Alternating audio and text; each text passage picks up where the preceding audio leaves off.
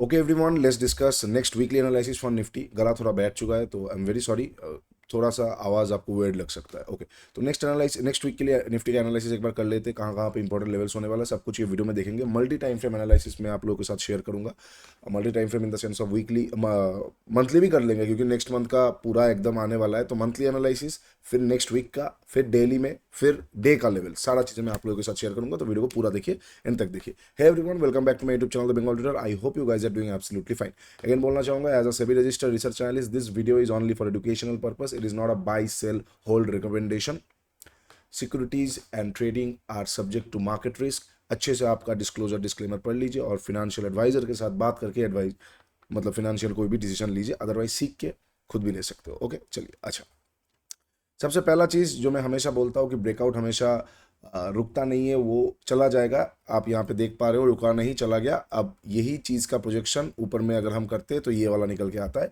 हम अप्रॉक्सीमेटली अगर इस चीज़ को देखते हैं तो अराउंड 2-2.5% ऊपर से, अगर हम फिर से यही चीज़ को ऊपर में देखेंगे तो अराउंड 2-2.5% के आसपास जगह है। ऊपर में इनएफिशिएंसी है, मार्केट उस तरफ जा रहा है। अच्छा, बहुत लोग मुझसे पूछते हैं कि सर अगर रीटेस्ट का क्या होता है। देखो, रीटेस्ट बिल्कुल अच्छी बात है, बट रीटेस्ट मतलब ब्रेकआउट होते ही रिटेस्ट नहीं होता। वो फिर ऐसा हो गया ना कि ब्रेकआउट होते ही रिटेस्ट मतलब क्या हो जाएगा कि निकलते ही आ जाएगा। नहीं, इतना ऐसे मौका नहीं देता। रिटेस्ट कब होता है? ब्रेकआउट हुआ, अब रिटेस्ट, ये रिटेस्ट हो सकता है। और रिटेस्ट हमेशा उसी जगह को नहीं होता, एक जोन का थोड़ा ऊपर से भी हो सकता है, ऐसे भी हो सकता है। ठीक है, तो ये चीज़ याद रखिएगा। अच्छा, अब अगर मैं मंथली चार्ट आप लोगों के साथ शेयर करता हूँ, कुछ कुछ लेवल्स ओपन है, एक बार डिस्कस कर लूंगा उसके साथ साथ।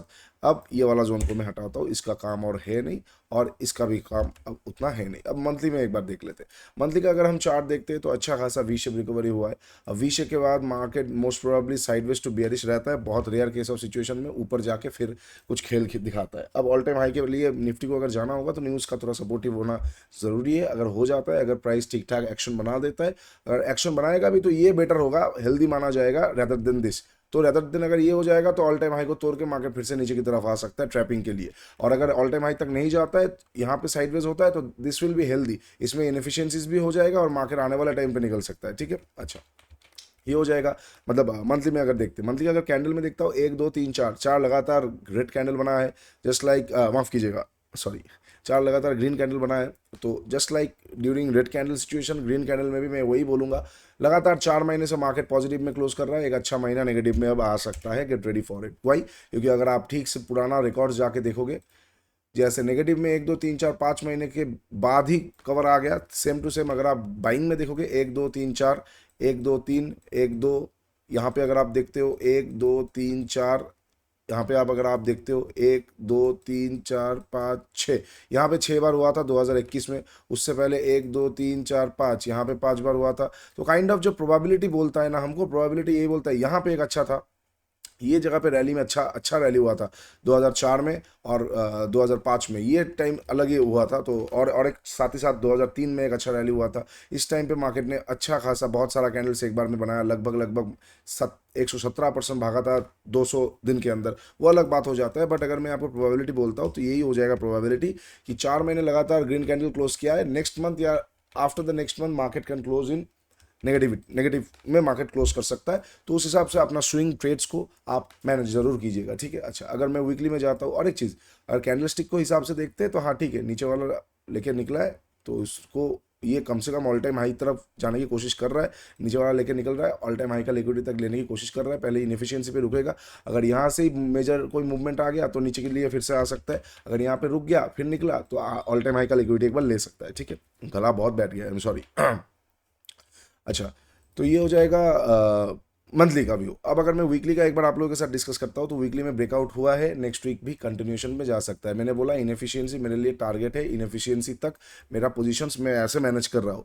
लेकिन मैंने कभी नहीं बोला कि इनएफिशिएंसी ही टारगेट है। मैंने बोला मेरा इनएफिशिएंसी तक टारगेट है। मार्केट के लिए टारगेट ओपन हो जाता है। जिस तरह का वीक एक आया है, नेक्स्ट वीक एक और कंटिन्यूशन में आ सकता है। एटलीस्ट फर्स्ट 2 3 दिन में हो सकता है नेक्स्ट वीक आपको ऐसा वीक देखने को मिल जाए, आपको ऊपर का चले एक अच्छा खासा इस तरह का वीक देखने को मिल जाए जहाँ पे थोड़ा रिजेक्शन मिले और उसके बाद वाला वीक में हो, तो नेक्स्ट वीक पे कंटिन्यूएशन आ सकता है। सामने एक हडल है, हडल में कैसे रिएक्ट करता है वो देखने वाला बात होगा। अच्छा, डेली में अगर मैं देखता हूँ आप लोगों के साथ, लास्ट यहाँ से जो निकलना चालू किया है इनसाइड कैंडल के बाद से, लास्ट डे का लो कभी भी मार्केट ब्रीच नहीं कर पा रहा है।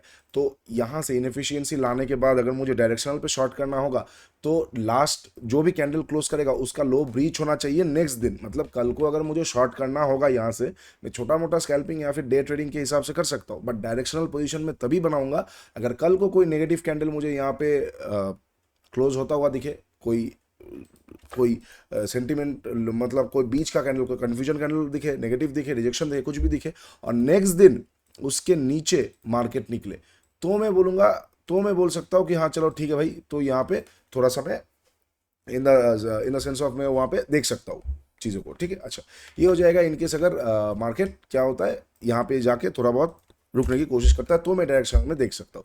अब अगर मैं आवरली टाइम फ्रेम देखता हूँ, आवरली में मार्केट में मोमेंटम थोड़ा सा स्लो हुआ है क्योंकि अच्छा मूवमेंट हुआ है, अब थोड़ा स्लो हो रहा है। मार्केट क्या कर सकता है, ये लेवल तक तो प्रोसीड कर सकता है, ये लेवल तक प्रोसीड करने के लिए उसको थोड़ा बहुत और पेट्रोल चाहिए, हो सकता है लिक्विडिटी लेके जाए। अगर लिक्विडिटी लेके जाएगा भी तो भी डेली का लो नहीं तोड़ेगा, तो आप ऐसे हम ऐसे मान के चल सकते हैं ये इंपॉर्टेंट लेवल होगा दोनों के बीच का जगह में, जहाँ पे मार्केट में एक बार फिर से मार्केट लिक्विडिटी को लेके निकल सकता है। ये एरिया के आसपास है जहाँ पे डे लो भी रिस्पेक्टेड रह जाए। तो मंडे के सेशन में मैं कैसे प्लान कर रहा हूँ, मंडे के सेशन में मैं थोड़ा ट्रेडिशनल ये लेवल को देखने वाला हूँ। ये लेवल थोड़ा सा अच्छा दिख रहा है, ये वाला लेवल को देखा जा सकता है और एक एफवीजी भी है, वाओ। तो ये वाला लेवल का एक काइंड ऑफ मिक्स जोन को मैं देखने वाला हूँ। ठीक है, मतलब कितना जोन आ रहा है, लगभग 15 से 20 पॉइंट का जोन आ रहा है। इस जोन को मैं एक बार वॉच क्लोजली मॉनिटर करने वाला हूँ। मतलब मंडे के मार्केट को, मंडे के सेशन में अगर मार्केट फ्लैट ओपन होता है, फ्लैट ओपन होकर नीचे आता है, इसके नीचे निकलते ही मैं शॉर्ट नहीं करूंगा, मैं वेट करूंगा। ये लेवल के आसपास आएगा, एफवीजी से मेरा कोई भी सेटअप एक्टिवेट होने वाला है, सेटअप एक्टिवेट होगा, मैं सेटअप के वाइज ट्रेड करके इनएफिशिएंसी तक एक बार मार्केट को होल्ड करने की कोशिश करूंगा। लेट्स सी मार्केट क्या करता है नहीं करता है। स्टॉप लॉस और टारगेट मेरे रिस्क अकॉर्डिंग मैं रखने वाला हूँ, कोई डायरेक्ट रिकमेंडेशन नहीं है। ठीक है, अच्छा ये हो जाएगा अगर फ्लैट ओपन होकर नीचे आया। अगर फ्लैट ओपन होकर ऊपर चला गया तो मैं थोड़ा रुकूंगा, कोई मुझे लिक्विडिटी चाहिए होगा, ऊपर जाएगा कोई बात अच्छी बात है, ऊपर गया नीचे आया कुछ भी करे, अगर ऊपर गया तो मैं वेट करूंगा एटलीस्ट ये लिक्विडिटी ले ले, तो फिर मैं बाइंग करके मजा ले सकता हूँ क्योंकि अच्छा गिरा, अच्छा खासा भागा है, थोड़ा सा पेट्रोल मिल जाएगा तो और मज़ा आ सकता है यहाँ पे। एटलीस्ट ये वाला जो छलांग रहेगा इसको मैक्सिमाइज किया जा पाएगा। अच्छा डायरेक्टली अगर चला जाता है ना, डायरेक्टली अगर फ्लैट ओपन हुआ, फ्लैट ओपन होकर डायरेक्टली ऊपर की तरफ शिफ्ट हो रहा है, फ्लैट ओपन होकर डायरेक्टली ऊपर की तरफ शिफ्ट हो रहा है, तो मैं वहाँ पे उतना अच्छा ट्रेड नहीं कर पाऊंगा। स्नाइपर छोटा मोटा देखूंगा, ये लेवल तक ही एक बार देखूंगा, उसके बाद डेली बेसिस पे फिर इसके भी ऊपर अगर मार्केट निकलता है तो देखेंगे। ठीक है, अच्छा ये हो जाएगा फ्लैट ओपनिंग पे। अब अगर मार्केट गैप अप और गैप डाउन ओपन होता है, कहाँ पे ओपन होता है इंपॉर्टेंट होगा। अगर गैप अप ओपन होता है ये लेवल के आसपास, प्रॉफिट बुकिंग सेटअप में मैं शॉर्ट कर सकता हूँ। बीच के आसपास गैप अप ओपन होगा, पीटीसी से मैं बाई कर सकता हूँ। ये लेवल के आसपास से सेटअप एक्टिवेशन पे मैं शॉर्ट कर सकता हूँ, बट वो सिर्फ और सिर्फ डे ट्रेडिंग के लिए मैं बोल रहा हूँ। हो सकता है डेली बेसिस पे गैप अप यहाँ पे ओपन होके ऊपर गया, शॉर्ट आया, डे लो लिक्विडिटी लेके पीटीसी से जाके फिर से इसके ऊपर ही जाके क्लोज कर दिया डेली बेसिस पे। बिल्कुल ऐसा भी सिचुएशन देखने को मिल सकता है एक दो दिन के अंदर। तो ये इसलिए मैं बोल रहा हूँ डे बेसिस पे ट्रेड शॉर्ट मार सकता हूँ, बट डायरेक्शनल बेसिस पे शॉर्ट मारने के लिए मुझे डबल कंफर्मेशन चाहिए होगा। ठीक है, अच्छा ये हो जाएगा अगर गैप अप मिडिल के आसपास ओपन होता है और ऊपर में ओपन होता है। अब अगर मार्केट गैप डाउन ओपन होता है, कहाँ पे गैप डाउन अगर ओपन होता है, सबसे पहला तो डे लो को मार्क कर देना चाहिए, गैप डाउन के लिए बहुत इंपॉर्टेंट होने वाला है।